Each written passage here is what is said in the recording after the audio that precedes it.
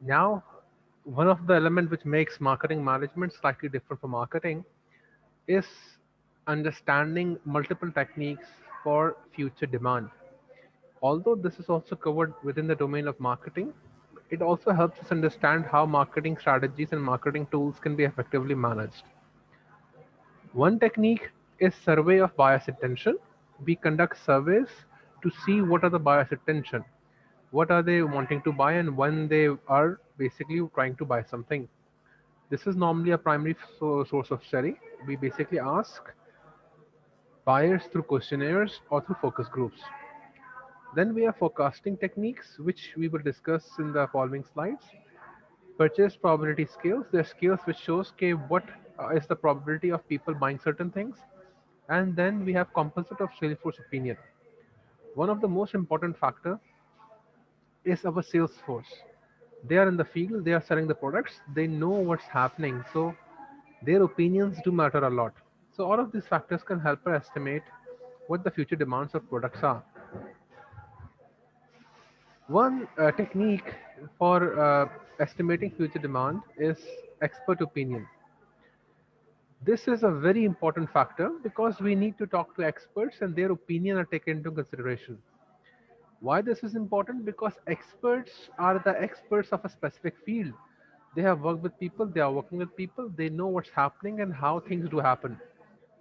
So their opinion is one of the most dominating factor in this area. How can we get their opinions? There are a number of strategies we can use. One is group discussion method. Second is pooling of individual estimates. Third is past sales analysis. Okay, when we talk about group discussion is we can have people in a group and we can talk to them. Pooling of individual estimate is okay, we have individual people and they give their estimations of their ideas and we simply pool them together, yeah, mix them together. That's it. Now, all of these factors are primary studies. Primary studies as in we are collecting data for the first time.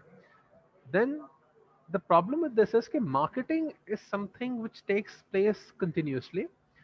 Products are being continuously sold and there is a lot of details and information which are actually available. We know how much information or how much products are being sold. We have sale figures. We have amount of revenue that has been generated. So a lot of information do exist. We have a lot of information which can be used to make decisions. So past sales analysis, past revenue analysis, past product sold analysis are some very uh, important information which already exists. So instead of simply asking people, we can use this information to conduct an analysis and anticipate future demand on that. Some small, I wouldn't say small, but some techniques here are time series analysis, exponential smoothing, statistical demand analysis, and econometric analysis. We will not be going into a lot of details here because these are some analysis techniques which will be covered in detail in another course called econometrics. So you have proper details there. But simply speaking, these are some techniques which will help you analyze past sales, revenue, and sales amounts and be able to use them to generate an estimate of how much products are required and when. Some methods are here which are being discussed for forecasting. If you have any confusion, feel free to ask me, okay? Forecasting methods can be classified into two different domains. One is qualitative and one is quantitative. When we talk about quantitative methods, we have two basic domains. We have expert opinion and then we have consumer survey method. Consumer survey method is when we are actually talking to consumers. So these consumer survey methods can be further classified into three different domains. We have complete enumeration survey, we have sample survey, and we have end use method.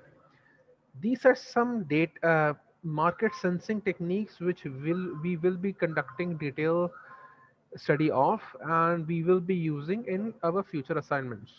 We will go into a lot of details later on. Then we have some quantitative methods. It is time series, moving averages, exponential smoothing, index numbers, regression analysis, econometric model, input output analysis. These are some techniques which you will study in econometrics analysis, and there are some techniques you will study in your research methodology. We might touch them in a little detail, but we will not go into a lot of detail because you will be separately studying them. But the reason we are touching them here is for you to understand that these are some techniques which will be used in forecasting methods.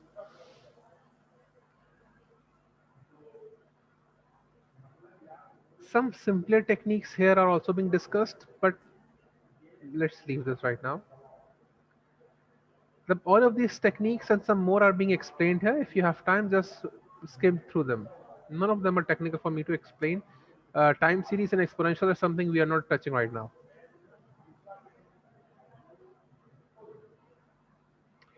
Okay, now one factor here is okay, what is the importance of demand forecasting? It is something which is very useful in helping us plan and scheduling production. When we know what is required and when it is required, we simply are able to better plan and schedule the production and the structure of our production.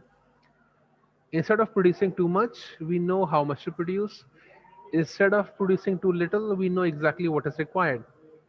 It also helps us prepare a budget. We can properly design a budget to understand how much money is required in the fall, in the winter, and in summer. It can help us estimate our sales revenue, okay, when we will have higher revenues, when we will have lower revenues.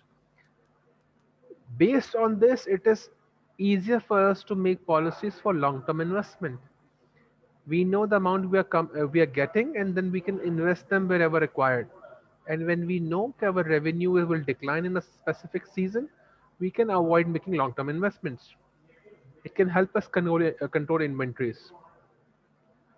When we know a specific amount of products is required, we do not need to have extensive inventories kept. By inventories, we mean actually keeping in a lot of stock. If we are a producer of automobiles, by inventory, it means we will have to keep a lot of spare parts, and actual finished goods. We will need to have a warehouse so where we can store all of this information and all of these products. So knowing when and what is required can help us minimize our stock keeping and help us save money in from spending on warehousing. It helps you achieve the company's targets, helps in planning of finance, it helps planning of human resource. Where we have higher demand, we can hire more people. Where we have less demand, we can, let go of our part-time labor. Continuous supply to the market is made possible because we can forecast demand. If we are unable to forecast this demand, it becomes more difficult because when we cannot forecast our demand, we might have fewer products. We might have products which might not meet the demand of the market. So our supply might be broken. We might have to replenish our stock and we might have to sell things later on. So forecasting helps us have a continuous supply to the market.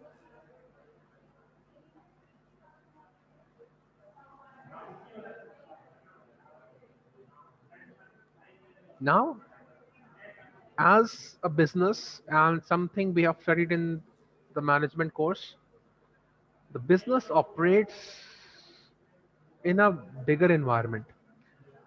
We have a smaller inside environment and we have a larger outside environment. So, as with all strategies and all analysis, we need to assess the environment which may affect the forecasting environment. There are certain factors which are controllable, and then there are certain factors which are uncontrollable. Factors like natural disasters, recession, uh, unexpected fluctuation in the weather, storms, war. These are certain factors which are uncontrollable and may affect our forecasting environment. Then there are some factors which we can control. It is our production ability, the access to resources, the access to financing, the access to people and skilled labor, the access to machinery. These are factors which are controllable.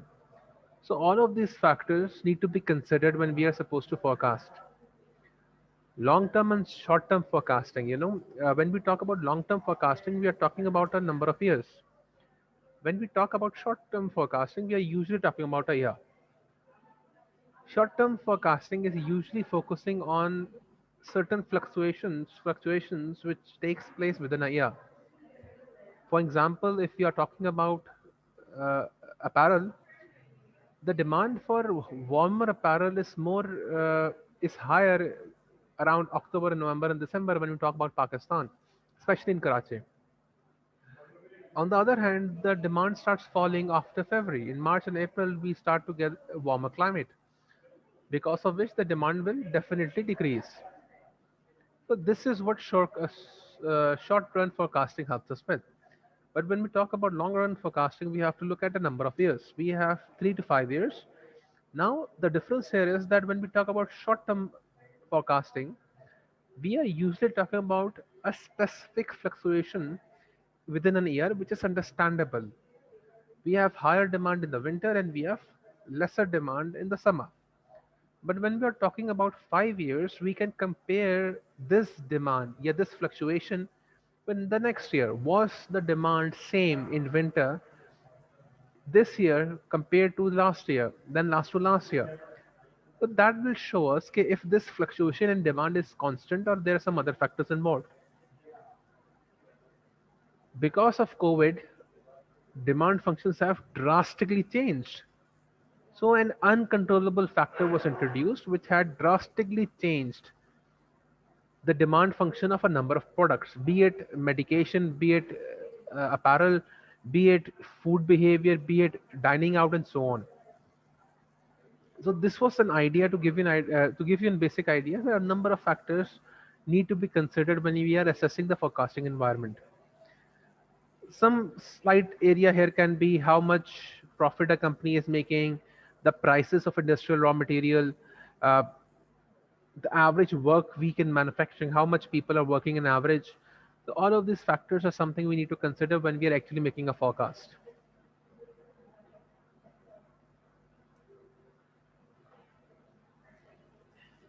We will conclude with the level of market segmentation. This is the last topic we'll be touching. When we talk about levels of market segmentation, this is something I'm sure you have done. So we will just touch it in a small element as a revision and to increase some better understanding. Mass marketing, we have segmented marketing, we have niche marketing, we have local marketing, and we have individual marketing. When we talk about mass marketing, it is designed. Acha, this is directly concerned. This is directly concerned with the product concept which we studied earlier. The basic focus here is to produce something which you can in the most effective and efficient manner, and you make it in mass quantity. This way, it can be produced easily, it can be produced cheaply, and there is larger quantities available to be marketed. The basic and best example of this was Ford's Model T, which followed to the mass marketing approach. This was a car which was produced in large quantities with basic features, with not at all, with no variation. There's a very famous quotation by Mr. Ford himself that I will produce any color car which you want me to produce as long as that color is black. That showed that he or the company was mass producing a product in one configuration, in one color, and in one setting. This enabled them to produce this product in large quantities. Because if we want to change the color of a product, it takes more time. We need to wash the spray cans, we need to wash the machinery, we need to wait, we need to let it dry, we need to make it fill up again, and then we need to stop the assembly line, and then we need to spray. It's a separate batch, and then we need to do it again to change the color. Just to talk about the color, if we change the configuration or we change some other features, again it will take more time. So when we talk about mass marketing approach, we are talking about one same product which is produced in a cheap manner and is economical and it's produced effectively for the mass market. Some example of mass marketing products. are piano pen, certain model of certain cars. Suzuki FX was one example, if I'm not wrong. We have certain utility products such as Atta and Genie, and so on.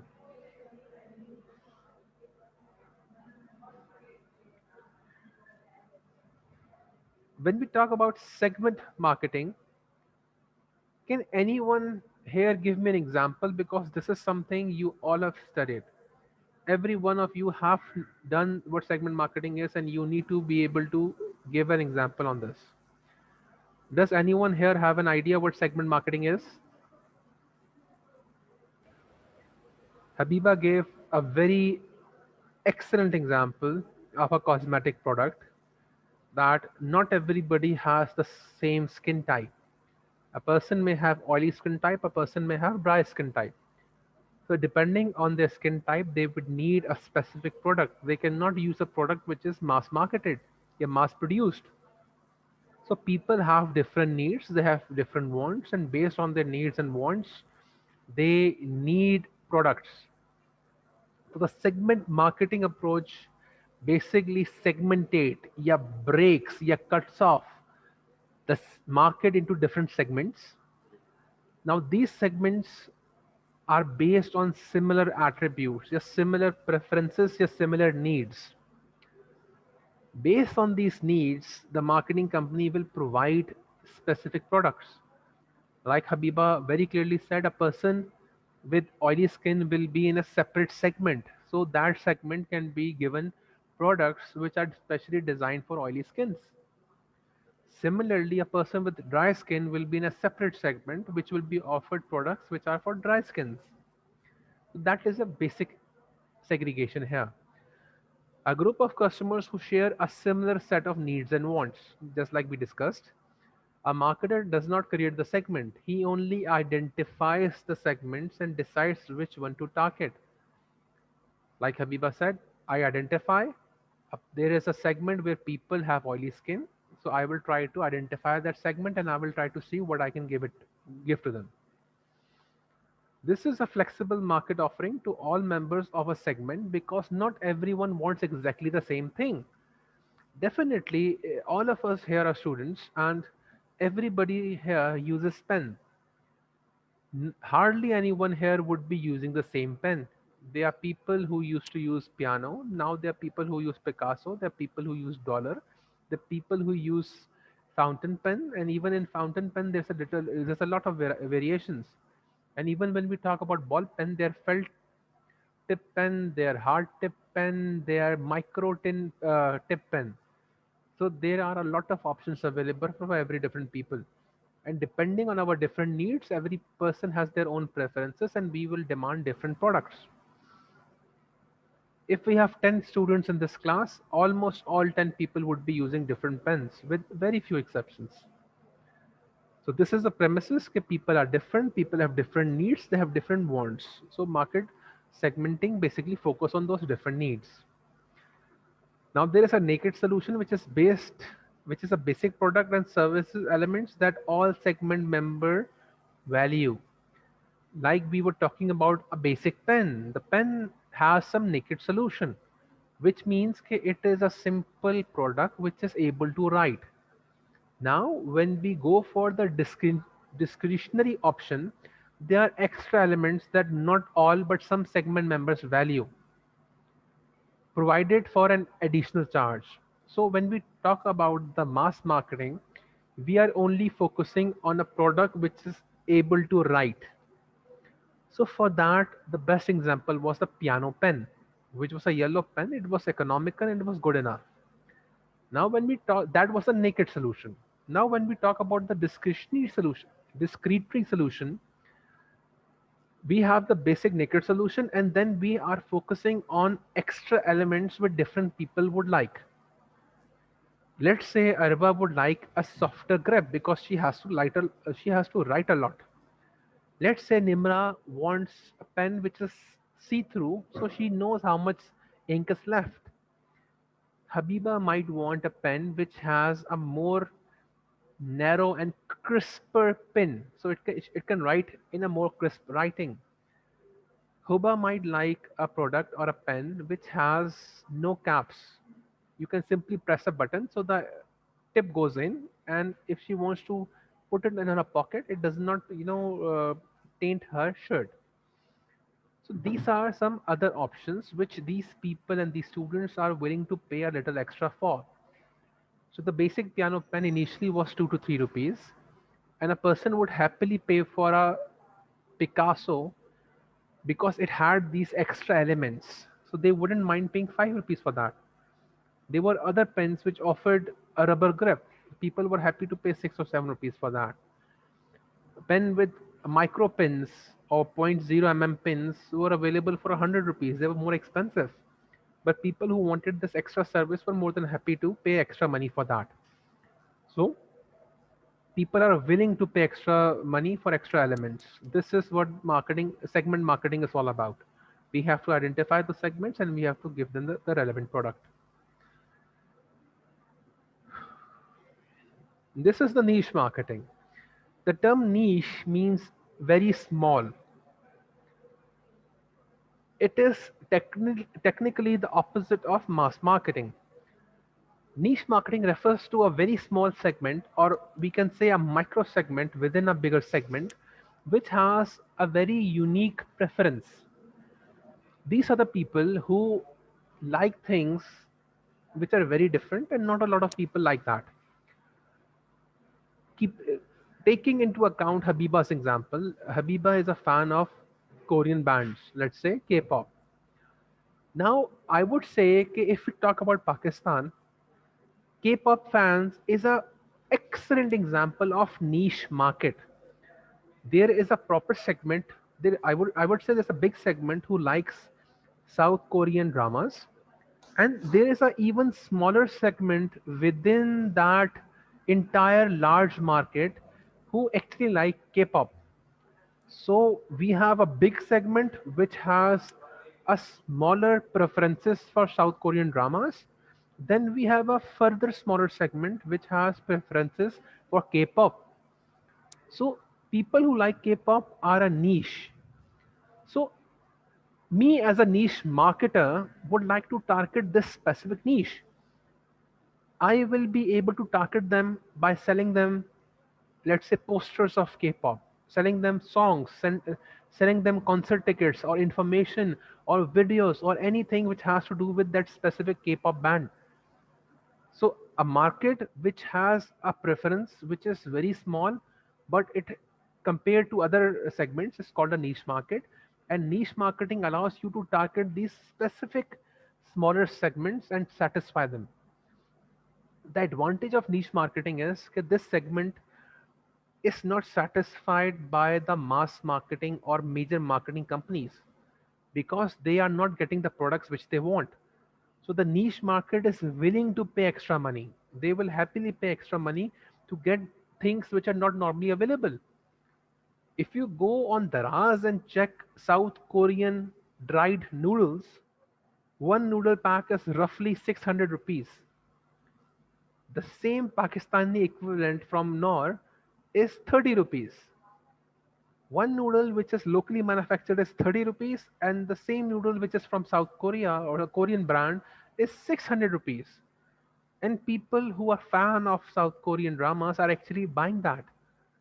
So niche marketing targets a niche who are willing to pay extra money to get things which they want. Niche is a more narrowly defined group seeking distinct mix of benefits. Marketers identify niche by dividing a segment into subsegments. The characteristics of a niche are customers have a distinct set of needs and wants.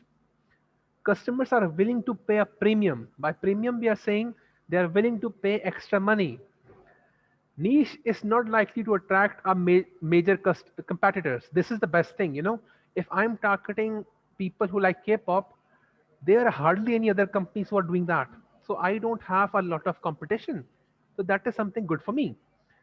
Niche gains economies through specialization.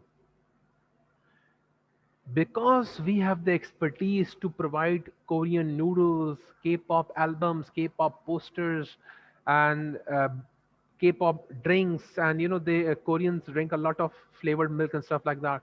Because we have context, we have the expertise, we can provide these things. So we are basically doing this through the process of specialization. And for this specialization, we are charging a premium. We are charging extra money because this is our specialization. Niche has small size, but it has a large range of profit and growth potential. Okay, guys, I think this is a lot. We have covered a lot of areas and we might have reached absorption saturation. If you have any questions or any confusion, please let me know and I can happily discuss that.